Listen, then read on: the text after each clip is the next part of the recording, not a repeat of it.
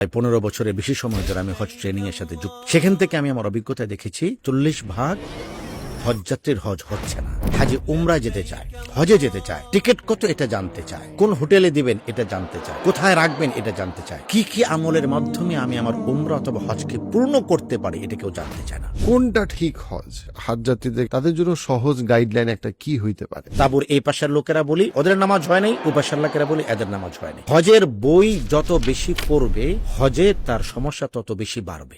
এই কথাটা একটু কঠিন মনে হবে। হজের বই একটা পড়বেন, কারটা যারটা আপনার ভালো লাগে। ডিবেট করতে যাবেন না যে দেখি উনার কি কি ভুল ধরা যায়। হজের ক্ষেত্রে আমি নিজে দেখেছি আরাফার ময়দানে আমরা বই পড়ি তর্ক করার জন্য, আরেকজনকে ঠকানোর জন্য, আরেকজনকে ঠেকানোর জন্য, অথচ হাদিস এটা নিষেধ করা আসছে তুমি ঝগড়া করার জন্য এলেম অর্জন করো না। কোন ব্যক্তি যদি এতটুকু গ্যারান্টি দিতে পারেন যে আমি হজে ঝগড়া করবো না, আমি মনে করি তার হজ মাবরুর হবে ইনশাআল্লাহ। তার অনেক হাজিদের আল্লাহ ক্ষমা করুক হজ জেদ্দায় রয়ে যায়, কারো হজ মক্কায় রয়ে যায়, কারো হজ আরাফায় রয়ে যায়। মাতাফের মধ্যে এহরামের কাপড় পরে মারামারি করছেন দুর্ভাগ্যবশত দুজন বাঙালি। আল্লাহ রসুলের সাথে হজ করেছেন 1.25 লক্ষ সাহাবী। সুবহানাল্লাহ হামদি। খুযু আন্নী মানাসিকাকুম, আমার কাছ থেকে হজকে ধারণ করো। যতক্ষণ পর্যন্ত আমি ধারণ করতে না পারবো ততক্ষণ পর্যন্ত আমার হজ পোশাকি হজ হবে, কলবি হজ হবে না। হজের মধ্যে সবচেয়ে গুরুত্বপূর্ণ আমল হলো তালবিয়া। হজের মধ্যে সবচেয়ে অবহেলিত আমল হলো তালবিয়া। বান্দা যত জোরে তালবিয়া পড়বে আল্লাহর কাছে সে হজ তত বেশি প্রিয়। অথচ আমি তালবিয়া পড়ছি না, আমি ফেসবুকিং করছি, আমি নিউজ পড়ছি। তিনি বলছেন লাব্বাইক আল্লাহুম্মা লাব্বাইক। আমি বললাম ফাইন, আগে বাড়ুন। বলছেন না, বাকিটা মোয়াল্লেম সাহেব বলবে। মোয়াল্লেম আমার হজ করে দিবে, এই মানসিকতা আমাদের অধিকাংশের। কোনো অনুভূতি না নিয়ে হজে চলে যাচ্ছে। এই জন্য আমাদের হজ হয়ে যাচ্ছে বিজনেস ট্যুর। আরাফার ময়দানে আমরা খুঁজি কোথায় জুস পাওয়া যায়, কোথায় ফ্রি খাবার পাওয়া যায়। এই সমস্ত ঘাটতিগুলো যে হচ্ছে, আমি মনে করি দুটো বিষয়। এক নম্বর হলো যে আমরা কোথায় যাচ্ছি এটা আমরা জানছি না, এবং আমরা কি করছি এটা আমি অনুভব করছি না। কেবল পোশাকি একটা হজ আমরা করে যাচ্ছি। আসলে আমি আমার কালো শরীরটাকে এহরামের সাদা কাপড় ঢাকছি, শুধু তাই নয়, আমি যেন আমার কালো হৃদয়টাকে লাব্বাইক এহরামে ঢাকছি। এই ভিডিও যদি আপনার কাছে উপকারী মনে হয়, আমি আরো বেটার ভিডিও যেন প্রডিউস করতে পারি, সেজন্য প্লিজ সাবস্ক্রাইব করুন।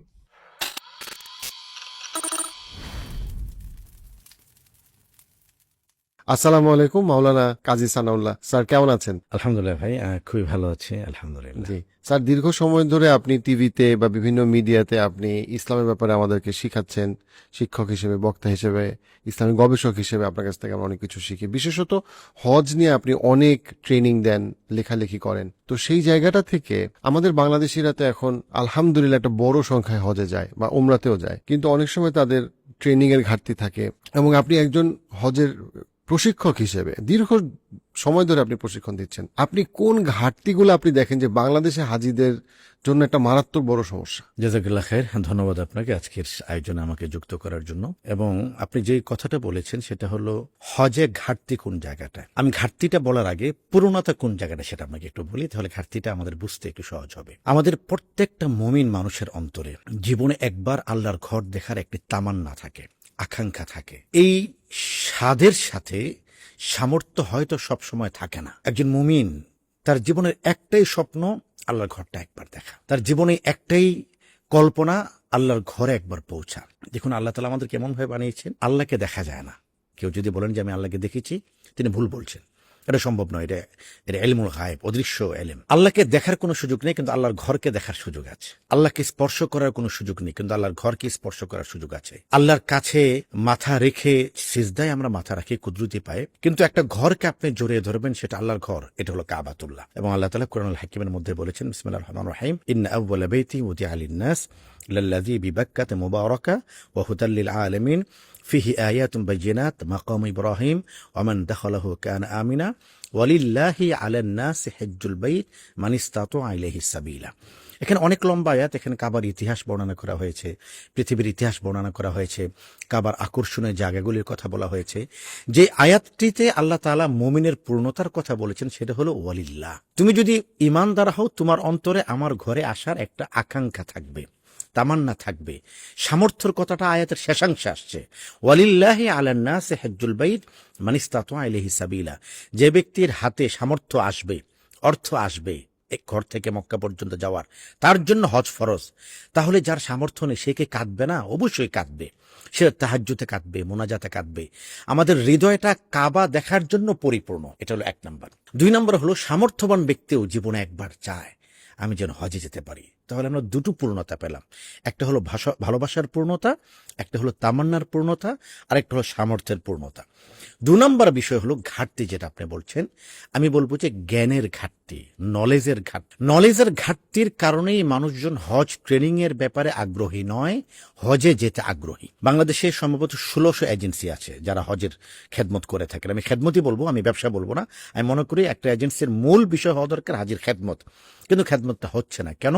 কখনো কখনো খেদমতের যে মানসিকতা এটা নিচু পড়ে যায়, এটার উপরে ব্যবসায়িক মানসিকতা চলে আসে। আপনার হজের যত সমস্যা দেখবেন মূল জায়গা এটাই, যে ব্যবসায়িক মানসিকতাটা খেদমতের মানসিকতাকে আড়াল করে দিচ্ছে। এই জন্য যারাই হজের খেদমতের সাথে যুক্ত 1600 এজেন্সি, প্রত্যেকটা এজেন্সির কাছে আপনি খবর নিয়ে দেখবেন হাজি উমরা যেতে চায়, হজে যেতে চায়, টিকিট কত এটা জানতে চায়, কোন হোটেলে দিবেন এটা জানতে চায়, কোথায় রাখবেন এটা জানতে চায়। কিন্তু আচ্ছা, কি কি আমলের মাধ্যমে আমি আমার উমরা অথবা হজকে পূর্ণ করতে পারি এটা কেউ জানতে চায় না। কেন জানতে চায় না? আমরা মনে করছি আমরা আসলে জানি। কথাটা ভুল। আমরা আসলে হজে যারা যাচ্ছি আমরা খুব একটা জানি না। হজ কেন্দ্রিক একটা জাতীয় গণমাধ্যমের আয়োজনে একটি টক শো ছিল, সেখানে রাউন্ড টেবিল বৈঠক। আমি আমার অভিজ্ঞতা থেকে বলেছি, প্রায় 15 বছরের বেশি সময় ধরে আমি হজ ট্রেনিং এর সাথে যুক্ত। সেখান থেকে আমি আমার অভিজ্ঞতায় দেখেছি 40% হজযাত্রীর হজ হচ্ছে না। এটা আমার ব্যক্তিগত অভিজ্ঞতা থেকে। কেন আপনি বলবেন? কারণ হলো আমরা মাসআলা জানছি না। হজ এমন একটা বিষয় যেটা মাসআলা জানতে হবে। কেন? হজ 3 প্রকার।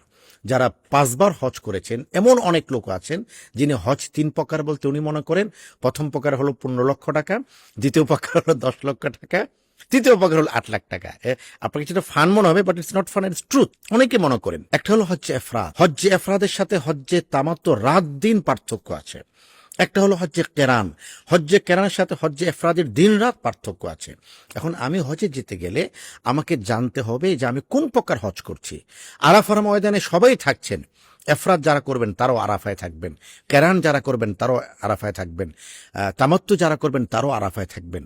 হজ মানে শুধু আরাফায় থাকা নয়, হজ মানে হলো হজকে শুরু থেকে আপনার নিয়ত থেকে নিয়ে হজের শেষ পর্যন্ত সমস্ত বিধানগুলি জানা। এই জন্য বিধানগুলি জানার আগ্রহ আমাদের কম, এটা হলো সবচেয়ে বড় ঘাটতি। রাসূল করিম সাল্লাল্লাহু আলাইহি ওয়াসাল্লাম একবারই হজ করেছেন। আপনি দেখুন ট্রেনিং এর জায়গাটা কত ইম্পর্টেন্ট। আল্লাহ রাসূল হজ করেছেন 10ম হিজরিতে, যেটাকে আমরা বিদায়ী হজ বলে থাকি। হজ কিন্তু ফরজ হয়েছে 1 বছর আগে, 9ম হিজরিতে।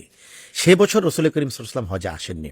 তিনি তার অ্যাডভান্স বাহিনী হিসেবে, আমরা আরবিতে বলি মুকদ্দমাতুল জাইশ, অগ্রবর্তী বাহিনী হিসেবে 2 জন মানুষকে পাঠালেন। একজন হযরত আবু বকর, উনি আমিরুল কাফেলার প্রধান আমির তিনি। আরেকজন হযরত আলী রাদিয়াল্লাহু আনহু, তিনি হলেন ঘোষণার দায়িত্বে। আমরা বিভিন্ন অনুষ্ঠান দেখে ঢাকা ঘোষণা হয়, এই ঘোষণা হয়, সেই ঘোষণা হয়।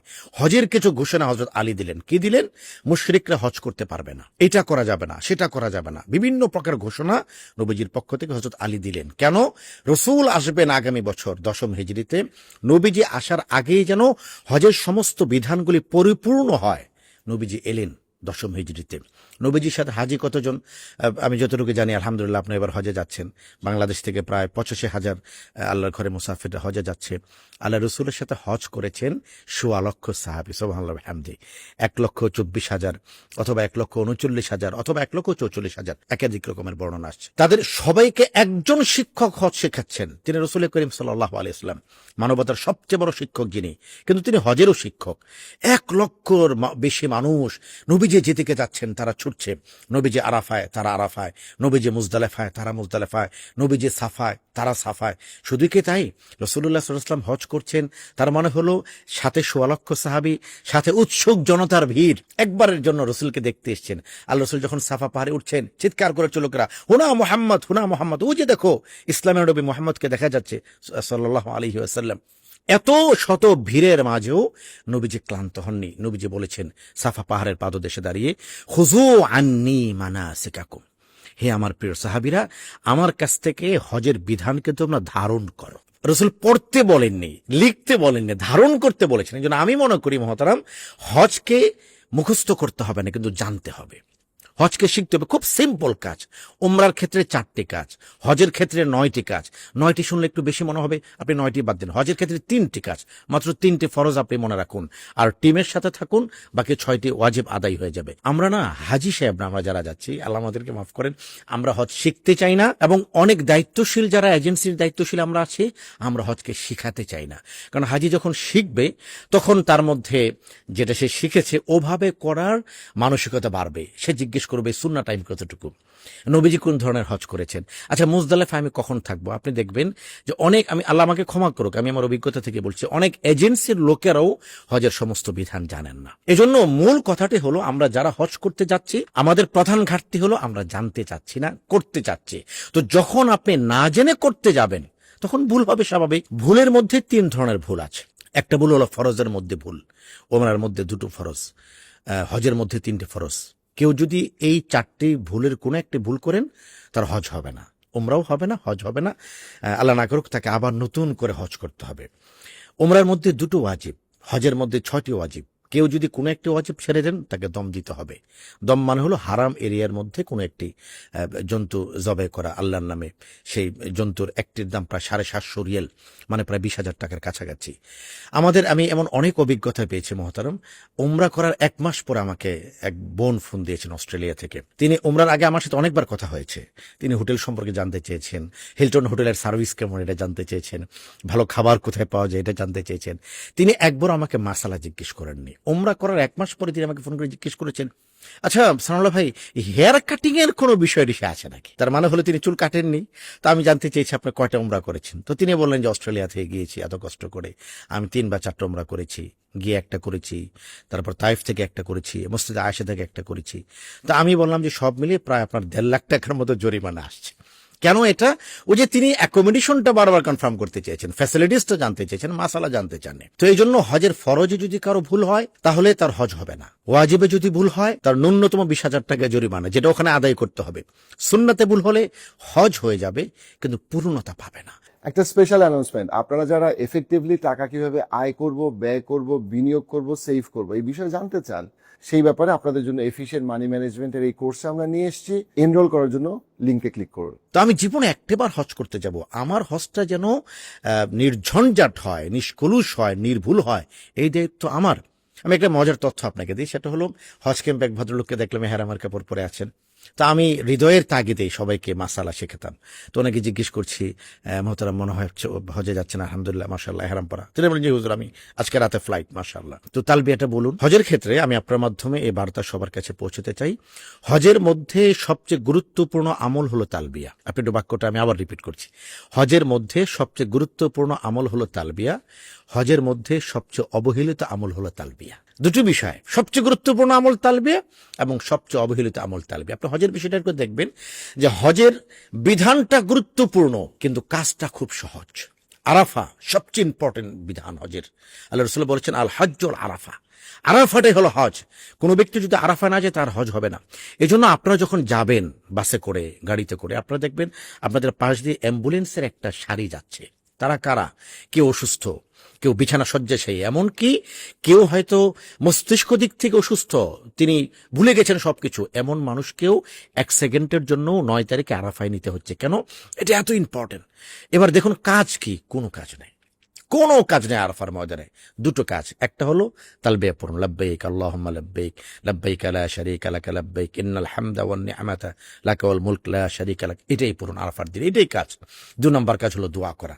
রাসূল করিম সাল্লাল্লাহু আলাইহি ওয়াসাল্লাম তার আবেগিত কণ্ঠে 6 ঘন্টা পর্যন্ত দাঁড়িয়ে দোয়া করেছেন। ক্লান্তি এসেছে, নবীজি বসেছেন, ক্লান্তি চলে গেছে, রাসূল আবার দাঁড়িয়েছেন। তো হজের মূল বিষয়টা অত্যন্ত গুরুত্বপূর্ণ, আমল খুব সহজ। হজের গোটা সফরে সবচেয়ে গুরুত্বপূর্ণ আমল হলো তালবিয়া। আর এই তালবিয়াটা কখন পড়া যাচ্ছে? যখন এক ব্যক্তি উমরার নিয়ত করলেন, তো তিনি ঘরে ইহরাম বাঁধলেন, তালবিয়া শুরু হলো। উমরার সময় তিনি যখন মক্কায় পৌঁছে গেলেন, কাবা ঘর তার চোখের সামনে চলে আসলো, এবার তালবিয়া বন্ধ, আর তালবিয়া পড়ার সুযোগ নেই। অথচ আপনি এমন অনেক মানুষকে দেখবেন যারা তওয়াফ করছেন তালবিয়া পড়ছেন, যারা সাই করছেন তালবিয়া পড়ছেন। এটা সুন্নাহর খেলাফ, এটা বিধানের বাইরে, তার মানে তিনি ভুল করছেন। হজের ক্ষেত্রে আপনি 7 তারিখে ইহরাম বেঁধেছেন, আপনার তালবিয়া শুরু হলো। মিনায় 7 তারিখ রাতে অথবা 8 তারিখ তালবিয়া আছে। আরাফায় সারাদিন তালবি আছে, মুজদালেফা সারা রাত তালবি আছে।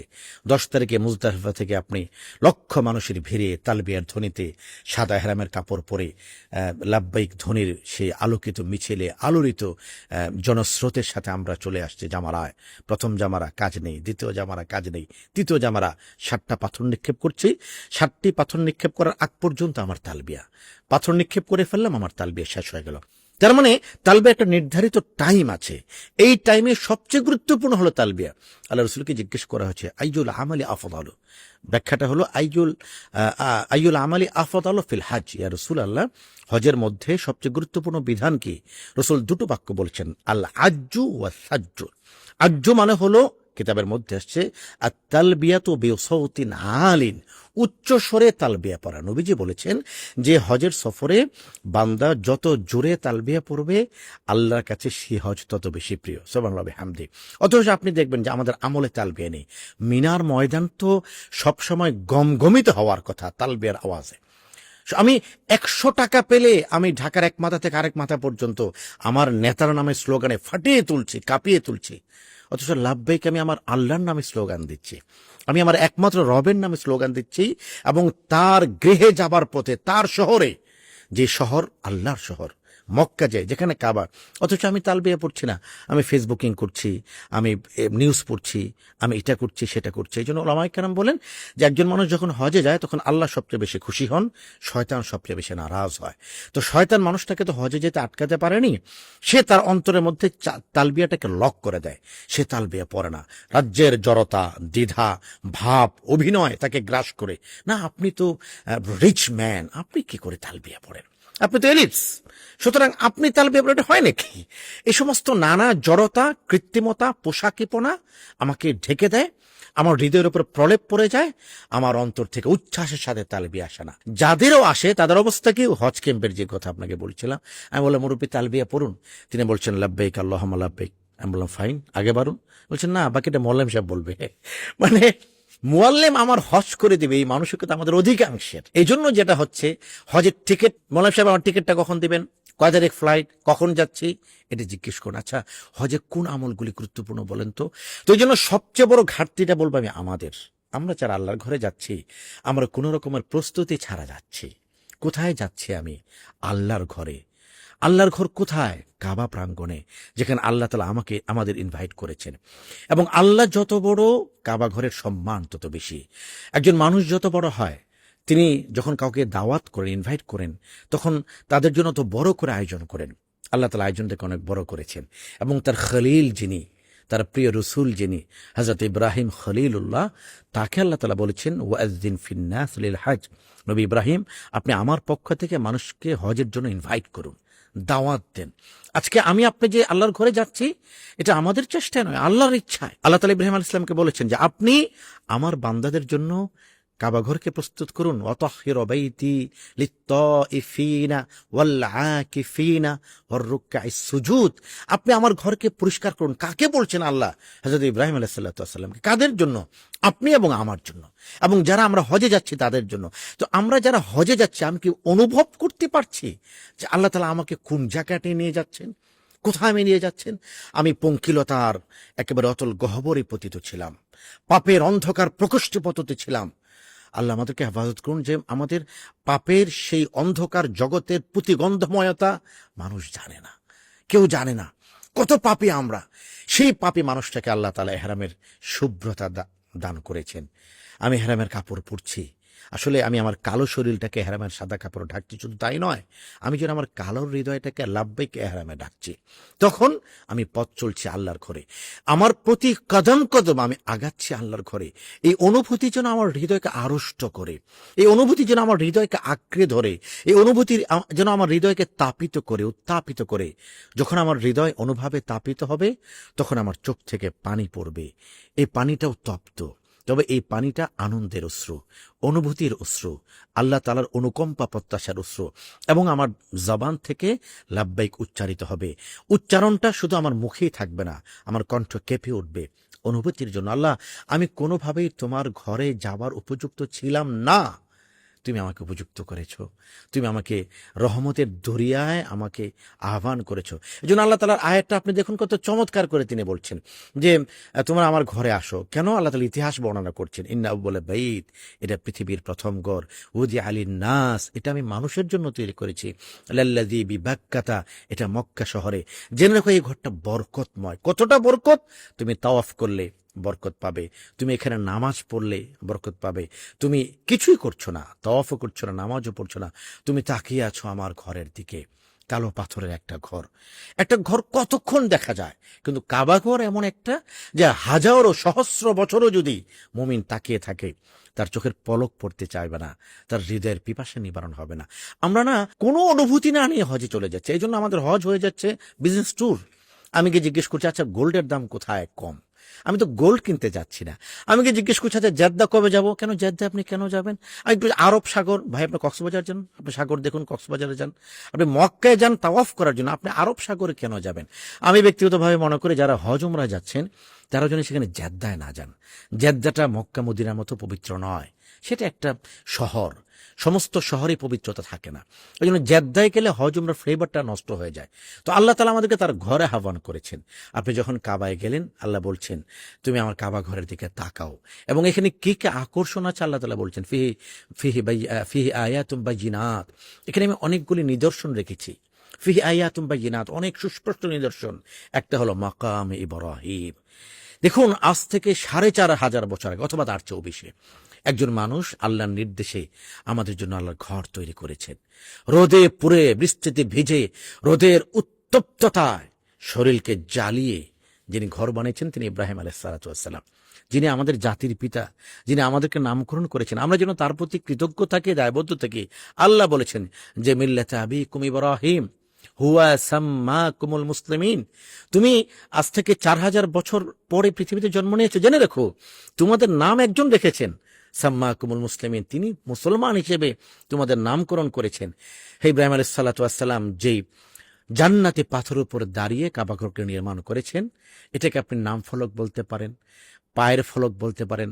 তার স্পর্শের সেই ছাপটুকু আল্লাহ তাআলা এখন পর্যন্ত সংরক্ষণ করেছেন। এবং তার নবীকে বলেছেন ওয়াত্তাখিযু মাকাম ইব্রাহিম মুসাল্লা, হে রাসূল আপনি মাকাম ইব্রাহিমের পেছনে নামাজ পড়ুন। এটা হলো এই স্মৃতিটুকু আল্লাহ তাআলা এখন পর্যন্ত ধারণ করে রেখেছেন। আল্লাহ তাআলা আহ্বান করেছেন তুমি আসো কাবা ঘরে, মাকাম ইব্রাহিম দেখো, ফিহি আয়াতুম বাইয়িনাত মাকাম ইব্রাহিম, মাকাম ইব্রাহিমটা দেখো, স্মৃতি মন্থন করো। স্মৃতির চাদরে, স্মৃতির ভেলায় চড়ে তুমি ৪৫০০ বছর আগে যাও, যখন আমি কাবা ঘরটাকে নির্মাণ করলাম। তারপর কি হলো, ছেলে আর পিতা দুজন মিলে আমার কাছে হাত তুলে বলল রব্বানা তাকাব্বাল মিন্না ইন্নাকা আনতাস সামিউল আলিম ওয়া তুব আলাইনা ইন্নাকা আনতাত তাওয়াবুর রহিম। আল্লাহ তাআলা তাকে অফার দিলেন, ইব্রাহিম ওয়াইদ ইয়ারফাউ ইব্রাহিমুল কওয়াইদ মিনাল বাইত ওয়া ইসমাঈল, যখন আমার নবী ইব্রাহিম তার ছেলে ইসমাঈল মিলে কাবা ঘরকে কমপ্লিট করলো, আমি বললাম কি চাও আমার কাছে? ওয়াইদ ইয়ারফাউ ইব্রাহিমুল কওয়াইদ মিনাল বাইত ওয়া ইসমাঈল, তিনি দুহাত তুলে বলেন রব্বানা তাকাব্বাল মিন্না ইন্নাকা আনতাস সামিউল আলিম। এই দোয়ার কথা আল্লাহ তাআলা আমাদেরকে কোরআনে স্মরণ করে দিয়েছেন। সূরা বাকারা প্রথম পৃষ্ঠা, প্রথম পারা ১৯ নম্বর পৃষ্ঠার প্রথম আয়াত। তো আমি যখন যাচ্ছি মাকাম ইব্রাহিম দেখছি, আমি স্মৃতির ভেলায় চলে ১৫০০ বছর আগে চলে যাচ্ছি। আমি যখন যাচ্ছি আমি তাওয়াফ করছি, হাজরা আসওয়াদ দেখছি, রুকনে ইয়ামানে দেখছি, রুকনে ইরাকে দেখছি, রুকনে শিমালে দেখছি। এরপর আসছি আমি জমজমের কিনারে। কোন জমজম? যেই জমজম হজরতে ইসমাইল আলাইহিস সালাতু ওয়াস সালামের স্মৃতিবহ জমজম, যেই জমজম রাসূল করিম সাল্লাল্লাহু আলাইহি ওয়াসাল্লাম এখানে দাঁড়িয়ে পান করেছেন। আমি যাচ্ছি সাফায়, আমি যাচ্ছি মারওয়ায়। মুহতারাম, হজের দুটো বিধান, একটি হলো আহকাম, আরেকটি হলো আফকার। আহকাম হলো আপনি সাফায় যান, এটা বিধান, আপনি সাফা থেকে মারওয়া যান, এটা বিধান, আপনি তাওয়াফ করুন, এটা বিধান। আর আফকার হলো আপনি ভাবুন, আপনি চিন্তা করুন এটা কোন সাফা? এ তো সেই সাফা যে সাফায় হজরতে হাজরা আলাইহিস সালাতু ওয়াস সালাম তিনি দৌড়ে উঠেছিলেন, কান্নার সাথে, উৎকণ্ঠার সাথে, উদ্বেগের সাথে এবং আশার সাথে। দুগ্ধপোষ্য একজন সন্তানকে রেখে, একজন নারীকে রেখে, চারদিকে মরুভূমি, মানুষের ভয় নেই সেখানে, কিন্তু মৃত্যুর ভয় চারদিকে, চারদিকে মৃত্যুর হাতছানি। কিন্তু ইমানে তাপিত হয়ে একজন নারী বলছেন, হে প্রিয় স্বামী, আপনি যে আমাকে এখানে রেখে যাচ্ছেন, আমার খাবার নেই, খাদ্য নেই, পানীয় নেই, কোনো মানুষ নেই, বিজন মরুভূমি। আল্লাহ তাআলা কোরআনে যেটা বলেছেন, এমন একটি জায়গা যেখানে কোনো জীবনের ছায়া নেই, কেবল চারদিকে মৃত্যুর কালো হাতছানি। একজন নারী ইমানের উত্তপ্ততায়, ইমানের উদ্দীপনায় তিনি কতটা ভাস্বর এবং কতটা সাহসী। তিনি বলছেন কোনো সমস্যা নেই, আমার আল্লাহ যদি আমাকে এখানে রেখে গিয়ে রাখার জন্য বলে থাকেন তাহলে জেনে রাখুন আমার আল্লাহ আমাকে ধ্বংস করবেন না। চারদিকে ধ্বংসের হাতছানি ছিল, কিন্তু আল্লাহ তাআলা সেখানে জীবনের হাতছানি রেখেছেন। ইব্রাহিম আলাইহিস সালাম দোয়া করেছেন অশ্রু সজল চোখে, আল্লাহ আমি আমার স্ত্রী এবং সন্তানকে রেখে যাচ্ছি, তাদের জন্য আপনি সামারাতের ব্যবস্থা করে দিন, ফলের ব্যবস্থা করে দিন। আজকে আমি এবং আপনি গিয়ে মক্কায় গিয়েছি, আমরা ফলের জুস খাচ্ছি, একেবারে সাম্মাম খাচ্ছি, মক্কার মরুভূমি অঞ্চলে চমৎকার ফলের স্বাদ নিচ্ছি। এটা আমাদের দোয়া নয়, ইব্রাহিম আলাইহিস সালামের দোয়া। তিনি তার সন্তানদের জন্য দোয়া করেছিলেন। এ কারণে আজকে আপনি 5 স্টার হোটেলে বুফে খাবার খাচ্ছেন, এমন খাবার যেটা তামাম পৃথিবী থেকে আসছে, এমন এক শহরে যেখানে কোনো ফল হয় না, এমন এক শহর যেখানে কোনো কৃষি কাজ নাই, কিন্তু সব ধরনের ফল আছে। কেন এটা? ওই যে 1000 বছর আগের স্মৃতি, হযরত আলাইহিস সালামের স্মৃতি আমাদের জানতে হবে। আমরা দৌড়াচ্ছি, পুরুষরা কখন দৌড়াচ্ছি? সবুজ বাতির নিচে সাফা থেকে মারোর মাঝখানে দোয়া পড়ছি, রব্বিগফির ওয়ারহাম ওয়া তাজাওয়াজ আম্মা তাআলাম ইন্নাকা তাআলাম মা লা আ'লাম ইন্নাকা আনতাল আযুল আকরাম। আমরা কি একবার ভেবেছি দৌড়িয়েছিলেন তো নারী, এখানে আল্লাহ নারীদেরকে দৌড়াতে নিষেধ করেছেন। কাদেরকে দৌড়াতে বলেছেন? পুরুষদেরকে।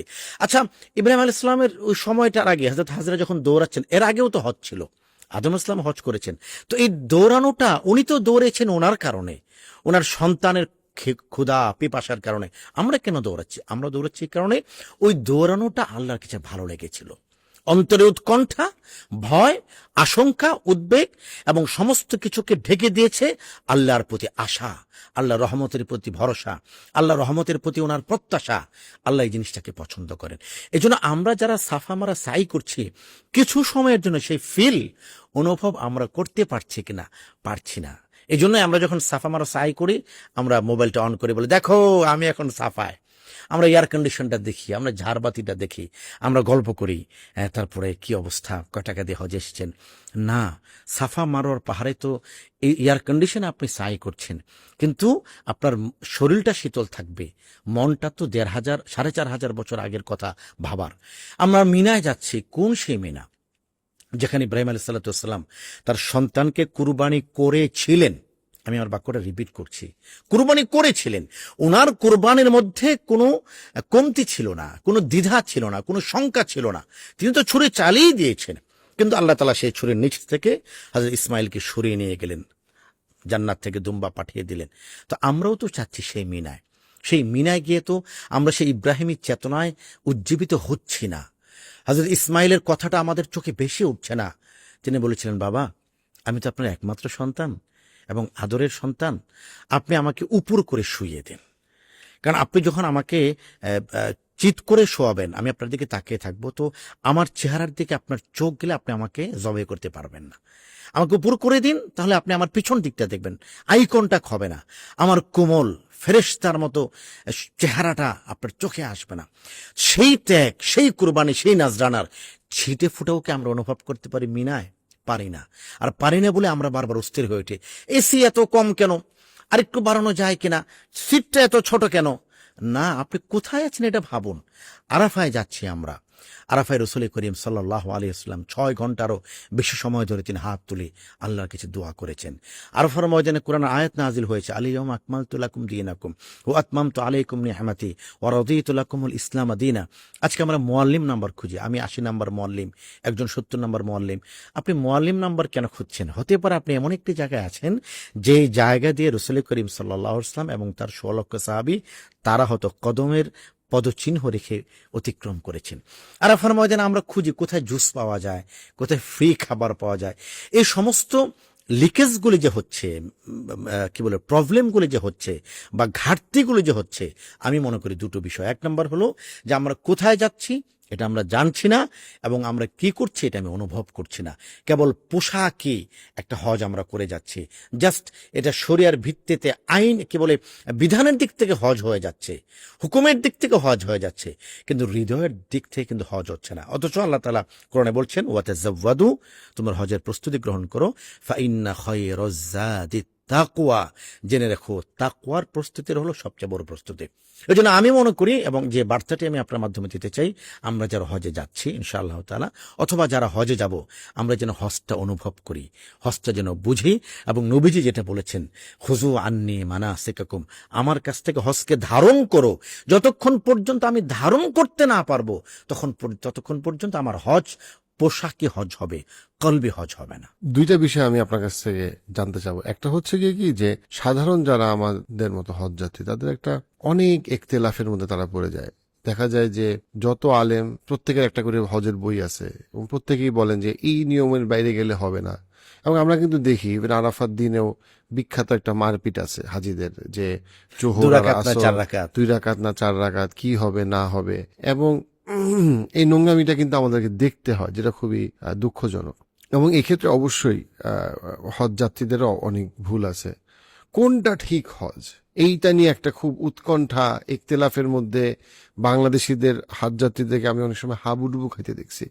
তো এই ক্ষেত্রে যারা আলেম না, যারা সাধারণ মুসলমান, তাদের জন্য সহজ গাইডলাইন একটা কি হইতে পারে? দেখুন, কিছু প্রশ্ন আছে যেটার উত্তর খুব সহজ, কিছু প্রশ্ন আছে যেটার উত্তর কঠিন। এই প্রশ্নটাকে আমি বলি কঠিন প্রশ্ন। এটা কেন বললাম, দেখুন, ইসলাম কমপ্লিট হয়েছে 23 বছরে, একদিনে নয়। সুতরাং 23তম বছরে ইসলামের যে বিধান ছিল, 5মতম বছরে কিন্তু ইসলামের সেই বিধানটা ছিল না। রাসূল করিম সাল্লাল্লাহু আলাইহি ওয়াসাল্লামের কাছ থেকে সাহাবীরা আমল শিখেছেন। কেউ সকালে এসেছেন, কেউ বিকালে এসেছেন, কেউ সকালে এসে একটা আমল দেখেছেন, কেউ বিকালে এসে আরেকটা আমল দেখেছেন। এই যে আপনি 4টি মাযহাব দেখেন, শরিয়ার বিধান হলো 4টি মাযহাব হক, সকল মাযহাব হক। হানাফি রাইট, শাফি রাইট, হাম্বলি রাইট, মালিকি রাইট, প্রত্যেকটি মাযহাব সব, এবং সবাই হাদিসের আলোকেই মাযহাবকে নির্ণয় করেছেন। তাহলে ডিবেটটা কেন? তো যিনি সকালের আমল দেখে আল্লাহ রসুলের মাযহাবকে নির্ধারণ করেছেন, তিনি একরকম লিখেছেন। যিনি বিকালের আমল দেখে আল্লাহ রসুলের বিকালের আমলগুলি দেখে মাযহাবকে লিখেছেন, তিনি আরেক রকম লিখেছেন।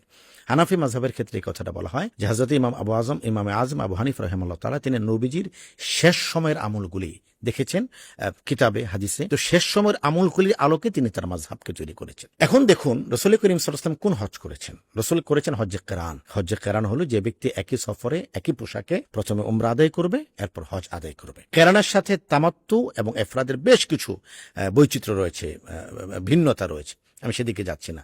আপনি যেটা বলেছেন সেটা হলো আরাফার ময়দানে আমল কি হবে। দেখুন, আরাফার ময়দানে রাসূলুল্লাহ সাল্লাল্লাহু আলাইহি ওয়াসাল্লাম কোথায় ছিলেন? তিনি ছিলেন মসজিদে নামিরা অথবা নিমরা। সকল মাযহাব একমত, যিনি মসজিদে নামিরায় থাকবেন ওনার জন্য অতিরিক্ত 2টো কাজ। একটি হলো ইমামের হজের খুতবা শোনা ওয়াজিব। আপনি নিশ্চয়ই জানেন যে সৌদি সরকারের টাকার কোনো অভাব নেই।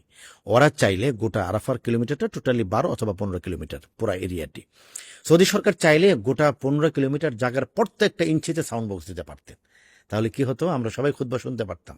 কিন্তু ওলামায়ে কেরাম এটি বলেছেন যে না, গোটা আরাফায় খুতবা শোনানোটা আবশ্যক নয়। যারা মসজিদে নামিরা থাকবেন তারা খুতবা শুনবেন, তাদের জন্য খুতবা শোনা ওয়াজিব। মসজিদে নামিরা যিনি থাকবেন তিনি জোহর এবং আসর একসাথে পড়বেন, জমআন এবং কাসরান। 2 রাকাত পড়বেন জোহর, আসরও 2 রাকাত এবং একই সাথে পড়বেন। 1 আজান 2 একামতের মাধ্যমে পড়বেন। আমরা যারা সাধারণত বাঙালি, ভারতী, পাকিস্তানি, নেপাল, এই অংশটা আমাদের অবস্থান হয় আরাফার মসজিদে নামিরা থেকে 12 কিলোমিটার দূরে। তো সেখানে আমরা ইমামের হজের খুতবা শুনতে পাই না। এজন্য 1 নম্বর একটা ওয়াজিব আমাদের কাছ থেকে কমে গেল। 2 নম্বর হলো এখন আপনি 2 রাকাত পড়বেন না 4 রাকাত পড়বেন। আমি আপনাকে একটু ব্যাখ্যা দিই। রাসূলুল্লাহ সাল্লাল্লাহু আলাইহি ওয়াসাল্লাম কিতাবে যেটা আসছে, খারাজান নবী সাল্লাল্লাহু আলাইহি ওয়াসাল্লাম মিনাল মাদিনাতি লিসলাতিল ইস্তিসকা। আল্লাহ রাসূল মদিনা থেকে বের হলেন কেন? ইস্তিসকার নামাজের জন্য। কোথায়, কোন জায়গায় গেলেন? এখন যেটা মসজিদে গামামা, মসজিদে নববীর 6 নম্বর গেটের সাথে। আমার তো ধারণা 2 বছর পরে মসজিদে গামামা মসজিদে নববীর মধ্যে ঢুকে যাবে, যেভাবে এটা বিস্তৃত হচ্ছে। তার মানে হলো কি, রাসূলের সময়ে মদিনা শহরটা কতটুকু ছিল? অধিকাংশ ইতিহাস এবং সিরাতবিদরা বলেন যে এখন মসজিদে নববীটা যতটুকু, সেই সময়ে মদিনা শহর ছিল এতটুকু। এই জন্য হাদিসে দেখি আল্লাহ রাসূল সাল্লাল্লাহু আলাইহি ওয়াসাল্লাম মদিনা থেকে বের হলেন, কোথায় গেলেন? উহুদে যুদ্ধ করার জন্য। উহুদ কোথায়? এখন তো মসজিদে নবী থেকে বের হলে আপনারা দেখবেন ওই যে উহুদ দেখা যায়, অনলি 2 কিলোমিটার, মাত্র 2 কিলোমিটার দূরে। তো নবীজির সময়ে গোটা মদিনা শহরটা ছিল মসজিদে নববী। তো রাসূল মদিনার শহর থেকে বের হয়ে তিনি গামামা পর্যন্ত গেলেন। এখন তো 2 বছর পরে এক্সটেনশন যেভাবে হচ্ছে, গামামা মসজিদে নববীর মধ্যে ঢুকে যাবে। তার মানে হলো রাসূলের সময়ে আল্লাহ রাসূল যেভাবে আমল করেছেন এবং এখনের মধ্যে পরিবেশগত একটু পার্থক্য এসছে। এজন্য ওলামায়ে কেরাম বলেন যে আপনি যদি মুসাফির হন তাহলে আপনি 2 রাকাত পড়বেন, আপনি যদি মুকিম হন তাহলে 4 রাকাত পড়বেন। এখানে আমি আমার অভিজ্ঞতা থেকে একটা সলিউশন দেই, আপনি যেই টিমে আছেন, যে তাঁবুতে আছেন, আপনি সেই তাঁবুকে ফলো করবেন। এবং আমি বিশ্বাস করি অকাট্যভাবে বাংলাদেশের অথবা গোটা পৃথিবীর সমস্ত আলেমরাই হাদিসের আলোকে ব্যাখ্যা দেন, যেটা করার কথা নয় সেটা আমরা করি। কোনটা করার কথা নয়? আল্লাহ তাআলা কিন্তু হজের কথা বলেছেন, আল হজ্জু আশহুরুম মালুমাত, নির্ধারিত মাস সময়ে তোমরা হজ আদায় করো। ফামান ফারাদা ফিহিন্নাল হাজ্জা, এই নির্ধারিত মাসগুলিতে যারা উপস্থিত থাকবে, সুস্থ সামর্থ্য অনুযায়ী উপস্থিত থাকবে, ফিহিন্নাল হাজ্জা, সে হজ করবে। কিভাবে হজ করবে? আল্লাহ তাআলা ইফরাদের কথা বলেননি, কেরানের কথা বলেননি, তামাত্তুর কথা বলেননি, আরাফায় অবস্থানের কথা বলেননি, তিনি বলেছেন ভিন্ন কথা, ফালা রফাসা ওয়ালা ফুসুকা ওয়ালা জিদালা ফিল হজ। ধরুন আপনি আমাকে আপনার বাসায় আমাকে দাওয়াত দিলেন, আর আপনার ফাদার আমাকে বলে দিলেন যে আমার বাসায় দাওয়াত খেতে যান, কিন্তু ঝগড়া করবেন না। এটা তো মিল হলো না। আমি আপনার বাসায় দাওয়াত খেতে যাচ্ছি, আপনি আমাকে বলা দরকার ছিল মিষ্টি নট অ্যালাউড অথবা এমন কিছু, আপনি বলছেন ঝগড়া কেন হবে, হজে যাচ্ছে ঝগড়া কেন হবে, এটা তো কিছুই হলো না। কিন্তু আসলে হজে ঝগড়াটাই হয়, আরাফার ময়দানে ঝগড়াটাই হয়। আপনি 2 রাকাত পড়লেও নামাজ হবে, 4 রাকাত পড়লেও নামাজ হবে, একসাথে পড়লেও নামাজ হবে, আলাদা আলাদা পড়লেও নামাজ হবে। যেটা করা যাবে না সেটা হলো ঝগড়া। আল্লাহ ক্ষমা করুক, আমরা সব বাদ দিয়ে ঝগড়াটাই করি। তাবুর এই পাশের লোকেরা বলি ওদের নামাজ হয় নাই, ও পাশের লোকেরা বলি এদের নামাজ হয় নাই। তো এই যে ঝগড়ার একটা বিষয় হচ্ছে, অথচ আল্লাহ তাআলা এই 3টাকে নিষেধ করেছেন, ঝগড়া করো না। ফালা রফাসা ওয়ালা ফুসুকা ওয়ালা জিদালা ফিল হজ, অশ্লীল কথা বলো না। আমার আরেকজন মুমিন সম্পর্কে বাজে বাক্য, কিছু জানা না, মূর্খ। আরাফার ময়দানে বসে আপনি আরেকজনকে মূর্খ বলছেন, যিনিও হাদিসের আলোকে আমল করার চেষ্টা করছেন। অথবা আমি আরেকজনকে বলছি তো জাহেল, অথবা গণ্ড মূর্খ। আরাফার ময়দান ডিবেটের জায়গা নয়, আরাফার ময়দান মোনাজাতের ময়দান, ঝগড়ামুক্ত থাকার ময়দান। এই জন্য আমি আপনাকে বলবো 2টা পরামর্শ। একটা হলো, আমার এই কথাটা হয়তো অনেকের পছন্দ হবে না, এরপর আমি অভিজ্ঞতার আলোকে বলি, হজের বই যত বেশি পড়বে হজে তার সমস্যা তত বেশি বাড়বে। এই কথাটা একটু কঠিন মনে হবে। হজের বই একটা পড়বেন, কারটা যারটা আপনার ভালো লাগে। বাংলাদেশে প্রচুর আলেম ওলামা আছেন, সবারই বই আছে। আপনার যদি আব্দুল লতিফ সাহেবেরটা ভালো লাগে আপনি আব্দুল লতিফ সাহেবেরটা পড়বেন, আব্দুর রহিম সাহেবেরটা ভালো লাগে আপনি আব্দুর রহিম সাহেবেরটা পড়বেন, আব্দুল কাইম সাহেবেরটা ভালো লাগে আব্দুল কাইম সাহেবেরটা পড়বেন। যারটা আপনার ভালো লাগে। ডিবেট করতে যাবেন না যে দেখি উনার কি কি ভুল ধরা যায়। হজের ক্ষেত্রে আমি নিজে দেখেছি আরাফার ময়দানে আমরা বই পড়ি তর্ক করার জন্য, আরেকজনকে ঠকানোর জন্য, আরেকজনকে ঠেকানোর জন্য। অথচ হাদিস এটা নিষেধ করা আসছে, তুমি ঝগড়া করার জন্য এলেম অর্জন করো না। এজন্য কিছু বৈচিত্র্য আমরা পাই হজের বিধানের মধ্যে, কিছু ইখতিলাফ আছে, কিন্তু মূল কথা কোরআনের আয়াত, ফালা রফাসা ওয়ালা ফুসুকা ওয়ালা জিদালা ফিল হজ। পুরা তাবুর হজ কোথায় যাবে এটা আমার জন্য গুরুত্বপূর্ণ নয়, আমার হজটা যেন ঠিক হয়। কোনো ব্যক্তি যদি এতটুকু গ্যারান্টি দিতে পারেন যে আমি হজে ঝগড়া করব না, আমি মনে করি তার হজে মাবরুর হবে ইনশাআল্লাহ তাআলা। ইনশাআল্লাহ। এইখানে একটু এই জায়গাটা আমি আরেকটু এমফাসাইজ করতে চাই। 2014 সালে আল্লাহ হজ করার সুযোগ দিয়েছিলেন, এবং আমার এটার দেখার অভিজ্ঞতা খুবই ভয়াবহ। এবং আপনি সেটা হইল যে হাজিরা তারা ভুলে যায় যে তারা আসলে একটা নিউ মার্কেটে বা গাউসিয়াতে নাই। তারা এহরাম পড়ছে, এতগুলা লক্ষ লক্ষ টাকা খরচ করছে, তারা হয়তো জীবনে আরেকবার হজে আসার তৌফিক নেই। কিন্তু পাশের বাসার ভাবি, পাশের বাসার ভাইয়া, গিবত, খারাপ কথা, তারপরে হজ এজেন্সি নামে মামলা। আমি এরকমও দেখছি এক তাবুতে মারতে গেছে এজেন্সির লোকজনকে, এইখানে থাকার কথা, ওইখানে থাকার কথা, এই এসি নাই কেন ইত্যাদি। কে ভালো কে খারাপ সেই প্রশ্নটা আমি করতেছি না। আমি বলছি কয়েকজন মুসলমান পৃথিবীর শ্রেষ্ঠ জায়গায় আসছে, আমাদেরকে বলা হয়েছে আরাফা হচ্ছে ওই সময় পৃথিবীর শ্রেষ্ঠ জায়গা, আল্লাহ সবচেয়ে কাছে নেমে আসেন। এই বিষয়ে যদি একটু বলতেন যে এই হাজিদের এই যে মনস্তাত্ত্বিক যে একটা বা ইমানি যে একটা একটা ভয়াবহ দুর্বলতা। একটা বিষয় হলো কি, আমি ঘুরে ফিরে সে প্রথম কথা আবার আসতে হবে আমার, আমরা কি মনস্তাত্ত্বিক ভাবে হজের জন্য তৈরি হয়েছে কিনা, এটা হলো বিষয়। আমি অর্থনৈতিক ভাবে তৈরি হয়েছি, কিন্তু আমি মেন্টালি প্রিপারেশন নিয়েছি কিনা। অথচ আল্লাহ কিন্তু আমাকে মেন্টালি প্রিপারেশনের কথা বলেছেন।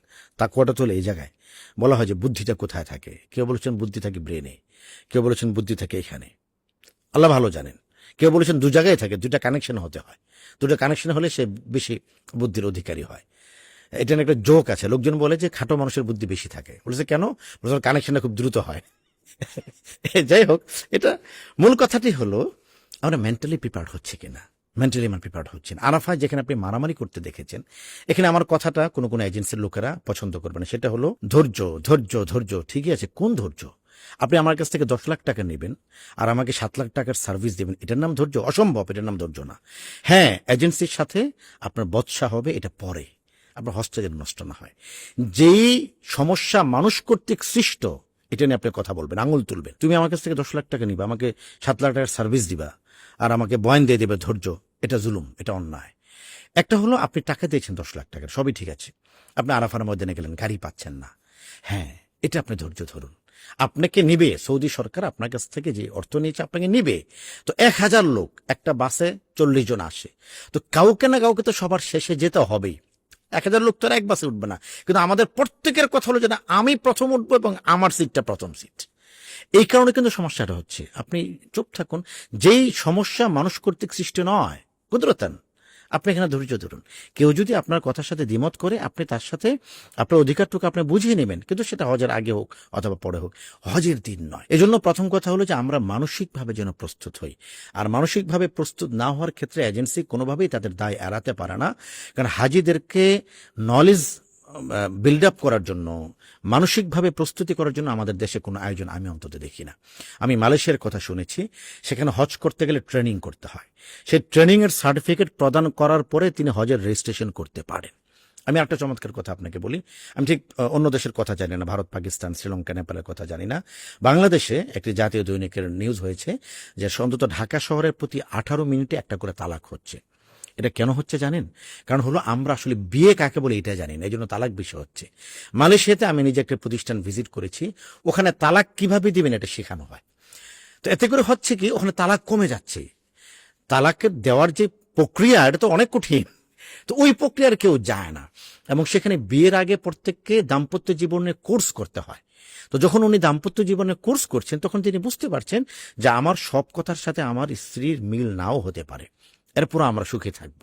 অথচ আমরা কিন্তু বিয়ে করতে, আমাদের প্রচুর কাজী অফিস বাংলাদেশ, সম্ভবত গ্রামে গ্রামে কাজী অফিস, কোথাও কিন্তু এ ধরনের কাউন্সেলিং বা কনসালটেন্সি সেন্টার নেই যে স্ত্রীর সাথে আমার যখন মিল হচ্ছে না তখন আমি কি করব, এটা আমি জানছি না বলেই যখন আমি তালাক দিচ্ছি তখন একই সাথে 350 তালাক দিচ্ছি। হজের ক্ষেত্রেও সেম প্রবলেম হচ্ছে। আমি মেন্টালি প্রস্তুত থাকছি না, আমি শুধু মনে করছি যে হজে থাকাটা, খাওয়াটা, তারপরে প্যাকেজটা, এটা হলো গুরুত্বপূর্ণ, এই জন্য ওইটা নিয়ে ঝগড়া হচ্ছে। কেউ কিন্তু এটা নিয়ে ঝগড়া হচ্ছে না যে আরাফার ময়দানে তো আরেকটু সময় থাকতে পারতাম, আপনি আগে কেন নিয়ে আসলেন আমাদেরকে। দেখুন, রসুল করিম সাল্লাল্লাহু আলাইহি ওয়াসাল্লাম 10 তারিখ, 11 তারিখ, 12 তারিখ, 13 তারিখেও তিনি জামারা করেছেন। বাংলাদেশের কোন এজেন্সি 13 তারিখে জামারা করে আমি জানি না। আমি কাউকে, একটা এজেন্সিকে একবার পেয়েছি, আল্লাহ তাআলা ওনাকে জান্নাত নসিব করুন। বুয়েটের বিখ্যাত প্রফেসর ছিলেন, প্রফেসর হামিদুর রহমান সাহেব রাহিমাহুল্লাহ তাআলা। তিনি একটা কাফেলা নিয়ে যেতেন, তারা 13 তারিখ জামারা করতেন, কারণ নবীজির সুন্নাহ ভিত্তিক হজ তারা করতেন। তো আমরা সবাই খুব দ্রুত চলে আসতে চাই, কেউ কিন্তু একথা বলছে না, ভাই আমি 13 তারিখে যাব। কেন? যে আল্লাহ রসুল 13 তারিখে জামারা করেছেন। মানে হজের A to Z পুরো বিষয়টাই তো আমরা মানুষের কাছে পরিষ্কারভাবে উপস্থাপন করছি না। আর যখন করছি না তখন আমরা, অন্যরা জানছেন না, এজন্য ঝগড়া হচ্ছে ডাল নিয়ে, ঝগড়া হচ্ছে মাছ নিয়ে, ঝগড়া হচ্ছে গোস্তের টুকরা নিয়ে, দুম্বার মাংস খাইতে গন্ধ লাগে, ঝগড়া হচ্ছে ঝোলের পরিমাণ কম কেন হলো, এটা নিয়ে তো ঝগড়া হওয়ার কথা ছিল না। রাসূলুল্লাহ সাল্লাল্লাহু আলাইহি ওয়াসাল্লাম তিনি কত কষ্ট করেছেন, সাহাবায়ে কেরাম কত, ঝগড়া হচ্ছে এসি নিয়ে। তো এখন আমরা তো অত্যন্ত আরামের সাথে হজ করি, সমস্ত নানান আনডিসিপ্লিন থাকার পরেও। তো এই জন্য আপনি যেটা বলেছেন যে একজন হাজি কখন তিনি মনস্তাত্ত্বিকভাবে তৈরি হবেন, হজকে তিনি যত বেশি জানবেন তত বেশি তিনি হজের প্রতি শ্রদ্ধা ভাজন হয়ে উঠবেন, হজের প্রতি অনুভূতি প্রবণ হয়ে উঠবেন। অনুভূতি ছাড়া যে হজ হবে ওই হজে ঝগড়া হবে, অনুভূতির সাথে যে হজ হবে ওই হজে ঝগড়া হবে না, ওই হজে কান্না হবে, ওই হজে মোনাজাত হবে, ওই হজে ভ্রাতৃত্ব হবে। আমি আপনার একটা চমৎকার ঘটনা বলি, সেটা হলো হজ করে আসলাম, 38 দিন পরে এয়ারপোর্টে নামলাম। আমাদের অনেক হাজিদের আল্লাহ ক্ষমা করুক, হজ জেদ্দায় রয়ে যায়, কারো হজ মক্কায় রয়ে যায়, কারো হজ আরাফায় রয়ে যায়। আমি এই দুর্ভাগ্যজনক দৃশ্য দেখেছি মহতারাম, মাতাফের মধ্যে এহরামের কাপড় পরে মারামারি করছেন দুর্ভাগ্যবশত 2 জন বাঙালি। এই মানে বিভৎস দৃশ্য আমার চোখের সামনে এসছে। হয়তো ধাক্কা লেগেছে, যার লেগেছে তিনি অস্থির হয়ে গিয়েছেন, উনিও বলেছেন এই মেয়ে আমাকে চিনেন আপনি, ব্যাস গায়ে থেকে এহরামের কাপড় কোমরে বেঁধে, বিভৎস দৃশ্য। শয়তান তাদেরকে কাবু করে ফেলেছে। আমি হজকে, আপনি দেখবেন যে ঢাকা এয়ারপোর্টে ফিরে আসার পর হজ চলে যায়, লাগেজ নিয়ে মারামারি, জমজমের পানি নিয়ে মারামারি। আপনি 40 দিন কি হজ শিখলেন সেখানে? এতটুকু ধৈর্য যদি আপনি ধারণ করতে না পারেন। এক আল্লাহর বান্দাকে দেখলাম জমজমের পানির উপর আমার নাম লেখা আছে গাজী, উনি এটা নিয়ে চলে যাচ্ছেন। তবে তো বিনয়ের সাথে বললাম যে হাজী সাহেব এটা তো আমার। বলে তুই তাহলে কি হলো? উনি বলে তো কি হলো, কি হলো মানে এটা তো আমার। বলে আমার মানে কি, সবই তো মানুষের, আপনার একটা নিয়ে নেন। তো উনি আমার একটা নিয়ে যাচ্ছেন এবং আমাকে বলছেন যে আপনি আরেকটা নিয়ে নেন। তো এটা কেন তার হলো? হয়তো এমন দরকার ছিল যে আমি পানি না পেলে না পাবো, জমজমের পানি পাওয়া ফরজ ওয়াজিব কিছু না, আরেকজনেরটা নেওয়া যাবে না। তো 40 দিন পর্যন্ত যে আমরা সেখানে থাকছি, এই 40 দিনও কিন্তু আমরা ট্রেন আপ হচ্ছি না। এজন্য আমি বলবো যে শুরু থেকে আমাদের যিনি হজে যাচ্ছেন তারও এটা মাথায় রাখতে হবে যে আমি যে মনস্তাত্ত্বিকভাবে যেন তৈরি হই, আর আমরা যে সমস্ত এজেন্সিরা মানুষকে হজের সেবা দিচ্ছি, আমরা যেন হাজির হোটেলটা কেমন হবে এর থেকে হাজির কলবটা কেমন হবে এর পিছনে গুরুত্ব বেশি দিই। এটার কোনো বিকল্প নেই। চমৎকার বলেছেন। আমি যদি একটু ওই জায়গাটাতে যাই, যে অনেক ক্ষেত্রেই এই যে পাথর মারার পুরো বিষয়টাতে আমি দেখতে পাইছি যে হাজিরা খুব কনফিউজ থাকে। আমি যেটা বলতে চাচ্ছি যে তখন তারা যখন তোয়াফ করে বা সাই করে বা ইভেন আরাফার দিনেও থাকে, তাদের মধ্যে কিছুটা হইলেও তারা প্রেজেন্সে থাকে, তাদের ফিল হয়, কিন্তু তারা জানেই না যে এই যে আমি 3টা শয়তানকে পাথর মারতেছি, এটা আমি কেন করতেছি। এই বিষয়ে যদি একটু আমাদেরকে একটু আলোকিত করতেন, এটার ইতিহাসটা কি এবং কি ভাবনা থাকার কথা। জাযাকাল্লাহ খায়ের। দেখুন ওই কথাটা আমাদের বারবারই হতে আসবে যে আমরা মনস্তাত্ত্বিকভাবে হজে যাওয়ার ক্ষেত্রে যতটা প্রস্তুত হওয়া দরকার ছিল অতটা আমরা হচ্ছি না। আমি আপনার একটা যোগ দিয়ে শুরু করি। এক ভদ্রলোককে দেখলাম, আসামের ভদ্রলোক, উনি এত বড় একটা ইট নিয়ে ঘুরতেছেন জামার হাতে চাপাই। তা আমি বললাম যে মুরব্বি এটা কি? উনি বলেন যে, আমাকে বলেন যে দাদা ভূতটা কোন দিকে? তা আমি তো ভূত বুঝতেছি না। তো পরে যে বলল যে শয়তান। তুমি হ্যাঁ শয়তান কোন দিকে? বললাম কেন? বলে ওই বেটাকে আজকে এটা মারবো, আমার জীবন শেষ করে ফেলেছি। তো দেখুন তিনি একটা ইট নিয়ে ঘুরতেছেন, শয়তানকে মেরে আজকে রক্তাক্ত করে ফেলবেন। আসলে আমরা যেটা মারছি, আমরা বাংলায় বলি যে প্রথম শয়তান, দ্বিতীয় শয়তান, তৃতীয় শয়তান। আসলে তো সেখানে শয়তান নেই, শয়তান বসে আছে আমাদের এই জায়গাটা। মারার দরকার তো ছিল এখানে, কারণ হলো এখান থেকে যদি শয়তানকে বের করতে পারি তাহলে তো আমার জীবন কামিয়াব। তো আমরা কি করছি, সেখানে গিয়ে মারছি। এবং ওই যে কেউ ইটা মারছেন, এবং এক বাঙালি ভদ্রলোককে দেখলাম তার নিশানা যেন লক্ষ্য বস্তুতে আঘাত আনে, তিনি গুলাইল নিয়ে গিয়েছেন। আমি ঠিক জানি না আপনি গুলাইল বুঝেন কিনা, গুলাইল একটা আছে, গুলতি এক্স্যাক্টলি। এগুলো আসে কেন? এগুলো বাড়াবাড়ি। আপনি দেখবেন যে একটা মানে ভিডিও ঘুরে বেড়ায়, এক ভদ্রলোক তার হাত লাঠি দিয়ে ডাটা ডাটা ডাটা ফায়ার করতেছে। এগুলি সব হলো, আমি বলবো যে এগুলি হলো মস্কারা। আসলে বিষয়টা কি? বিষয় হলো এই 3 জায়গাতে শয়তানকে পাথর মারতে হয়। কোন আঙ্গুল দিয়ে? বৃদ্ধাঙ্গুলি এবং শাহাদাত আঙ্গুলি। বাম হাতে 8টি বা 9টি পাথর নিয়ে বিসমিল্লাহি আল্লাহু আকবার বলে মারবো। মারার সময় আসলে কি নিয়ত করা? আমি আসলে ওই শয়তানকে মারছি না, আমি আমার অন্তরের শয়তানকে মারছি। বিসমিল্লাহ আল্লাহু আকবার বলে প্রতীকীভাবে পাথর মারছি কেন? প্রথম দিন 7, দ্বিতীয় দিন 3 7 21, তৃতীয় দিন 3 7 21। তো 21 দুগুণে 42 আর 7 49টা পাথর আমরা প্রত্যেকে মারছি। যারা সুন্নাহভিত্তিক হজ করতে যাচ্ছেন তারা 70টা পাথর মারছেন। প্রত্যেকটা পাথরের সময় আমি বলছি বিসমিল্লাহি আল্লাহু আকবার। এর তাৎপর্য হলো যে আল্লাহ, যেই শয়তান বিগত 60 বছর, 70 বছর, 50 বছর ধরে আমাকে বারবার ইমানের কাছে পরাজিত করেছে, ওই শয়তানকে আমি পাথর মারছি, শয়তানকে আমি দূর করছি, তোমার আনুগত্য আমি বিজয়ী করছি, ইমানকে আমি বিজয়ী করছি। তো শয়তানকে পাথর মারার ক্ষেত্রে যদি আমি ইমানকে বিজয়ী করতে না পারি তাহলে তো সেখানে আমি হেরে যাচ্ছি। বিসমিল্লাহ আল্লাহু আকবার বলে শয়তানকে পাথর মারলাম, পাথরটা তো আসলে শয়তানের গায়ে লাগছে না, লাগছে একটা পাথরের গায়ে। কিন্তু আমাদের মনের ভাবনাটা সেটা যে আমি শয়তানকে মেরেছি। কেন? যে শয়তান আমাকে আজানের পরও মসজিদে যেতে দেয়নি, যে শয়তান আমাকে সব সময় আমাকে দুনিয়াকে প্রাধান্য দিয়েছে আখিরাতের পরিবর্তে, যেই শয়তান সবসময় আমাকে আল্লাহর বিধানকে প্রাধান্য দিতে দেয়নি, আমার মনের বিধানকে প্রাধান্য দিতে দিয়েছে, এই শয়তানকে আমি পাথর মারলাম। এবং আমরা বারবার কি দোয়া করি, আল্লাহ আজকে শয়তানকে পরাজিত করে গেলাম, সবসময় যেন শয়তানকে পরাজিত করতে পারি। সুতরাং এই মনোভাবটা আমার অন্তরে জাগতে হবে। আমি একটি পাথরে মারছি না। হযরতে ইব্রাহিম আলাইহিস সালামকে শয়তান 3 জায়গায় ধোঁকা দেওয়ার চেষ্টা করেছে। কেউ বলেছেন 3 জায়গায় 3 জনকে ধোঁকা দিতে দিয়েছে। একাধিক রকমের ব্যাখ্যা আছে। মূল কথাটা হলো ওনারা শয়তানকে পাথর মেরে বলেছেন, দূর হ, তুই পরাজিত হ, তুই ধ্বংস হ, আমার আল্লাহর আদেশ যেন বিজয়ী হয়। তো এই কথাটা তো আমার বেলায় আজান হয়েছে। এখন ইসলাম, আমার ইমান আমাকে বলছে মসজিদে যাও, আর শয়তান আমাকে বলছে দোকানে বসে থাকো। এখন প্রফিট হবে, কাস্টমার আসবে। দুনিয়াকে প্রাধান্য না দেওয়া, দুনিয়ার উপরে আখেরাতকে প্রায়োরিটি দেওয়া, এটা হলো পাথর মারার শিক্ষা। আজান হয়েছে, শাটার বন্ধ। আজান হয়েছে, দুনিয়া বন্ধ। মসজিদের সময় হয়েছে, দুনিয়া বন্ধ। জাকাতের সময় হয়েছে, কিসেরটা মানে কয় টাকা আছে কয় টাকা, এটা নয়, আল্লাহ বলেছেন জাকাত দিতে। তো সর্ব অবস্থায় আল্লাহর আদেশকে প্রাধান্য দেওয়ার শিক্ষা 70 বার আমি গ্রহণ করছি। একবার করলে মানুষ ভুল করে, দুইবার করলে মানুষ ভুল করে, তিনবার করলে মানুষ ভুল করে। এজন্য আল্লাহ তাআলা তার নবীজির মাধ্যমে আমাদেরকে 70 বারের প্র্যাকটিস করিয়েছেন, একদিনে নয় 3 দিনে, যাতে করে এরপরের থেকে যখনই শয়তান আমার মধ্যে উকি দিবে, শয়তান তো আমাদের সাথে আছে, উকি দিবে, তখন আমি শয়তানকে বলবো আল্লাহু আকবার, আল্লাহু আকবার, তুই ছোট, তুই অভিশপ্ত, আল্লাহু আকবার, আমার আল্লাহ বড়, আমার আল্লাহর আদেশ বড়। সূরা আলাইত আল্লাহ তাআলা বলেছেন ওয়াল আখিরাতু খায়রু ওয়া আবকা, জেনে রেখো আখিরাত থেকে উত্তম এবং সেটাই বাকি থাকবে।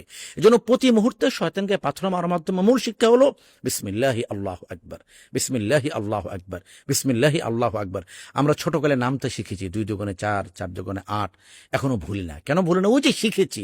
তো হজের সফরে আল্লাহ তাআলা আমাকে 70 বার প্র্যাকটিস করাচ্ছেন, আল্লাহু আকবার, শয়তানকে পাথর মারলাম, আল্লাহু আকবার। সে মানুষটা হজ থেকে এসে কি করে ঘুষ খাবে, কি করে সুদ নিবে, কি করে অন্যায় করবে, কি করে পাপ করবে, সে তো বলেছে আল্লাহু আকবার, একবার নয় 70 বার। সুতরাং ওই প্র্যাকটিসটা আমাদের হচ্ছে না। কেন? আমি যে পাথর মারছি ওই ফিলিংস তো আমার অন্তরে যাচ্ছে না। এজন্য পাথর মারছি আসলে পাথর কি বলে জামারাতে, আসলে তো মারছি আমার অন্তরে বসে ঘাপটি মেরে যে শয়তান বসে আছে। 70টি পাথর মারার মাধ্যমে শয়তান সেই পাথর থেকে দূর হোক না হোক আমার অন্তর থেকে বেরিয়ে যেতে হবে, এবং আমার অন্তরে আল্লাহু আকবার বাক্য বসে যাবে। তখন আমার জীবন শয়তানের পরিচালনা থেকে আমি জীবনকে বাঁচাতে পারবো, আমার ইবাদতকে বাঁচাতে পারবো, এবং আমি আমাকে বাঁচাতে পারবো। এই যে লাব্বাইক আল্লাহুম্মা লাব্বাইক, লাব্বাইক লা শারীকা লাকা লাব্বাইক, এখানে লাব্বাইক শব্দটা তো অনেকবার আসছে। তো এখানে আমরা যদি একটু দর্শকদেরকে যদি আপনি একটু বলেন যে এখানে লাব্বাইক বলতে আসলে কি বোঝানো হয়েছে?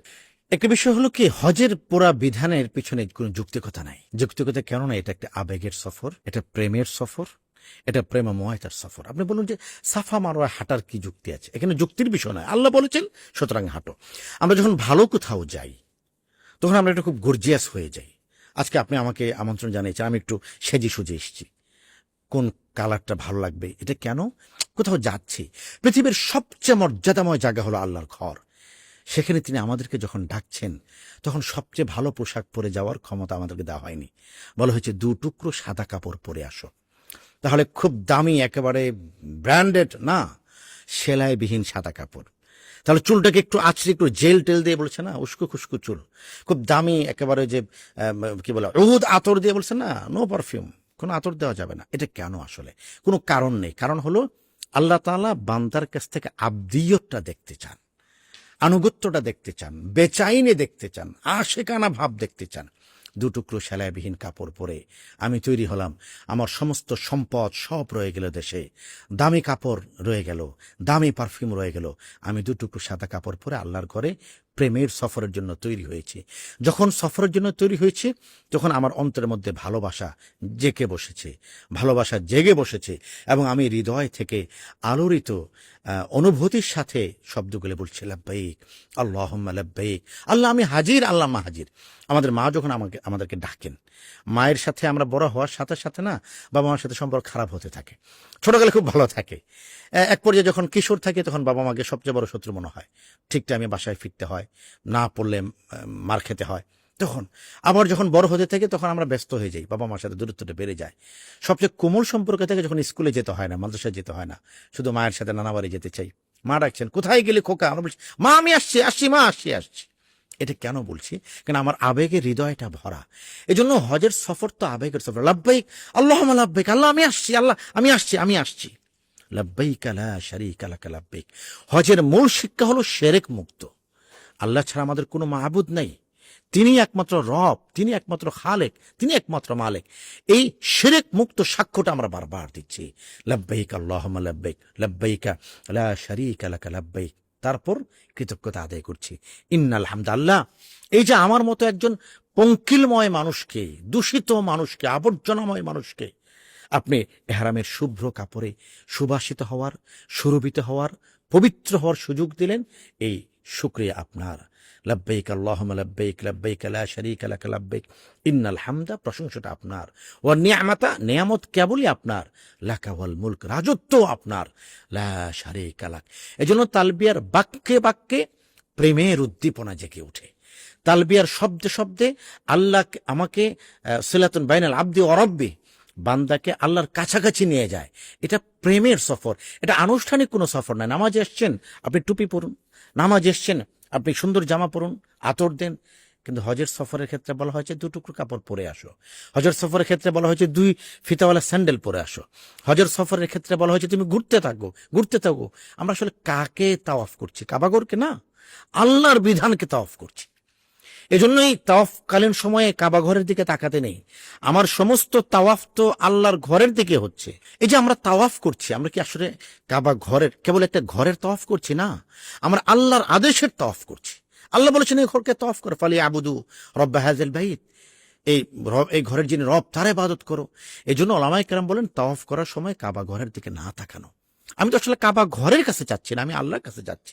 এই জন্য তালবিয়ার প্রতিটি শব্দ হলো প্রেমের, প্রতিটি শব্দ হলো অনুভূতির, প্রতিটি শব্দ হলো আল্লাহর একত্ববাদের ঘোষণা, প্রতিটি শব্দ হলো আমার আব্দিয়াত, আমার আল্লাহ তাআলার সামনে বন্দেগী অথবা আমার বেচাইনি এবং আমার প্রেমময়তা আল্লাহর কাছে উপস্থাপনের তালবিয়া। মাশাল্লাহ।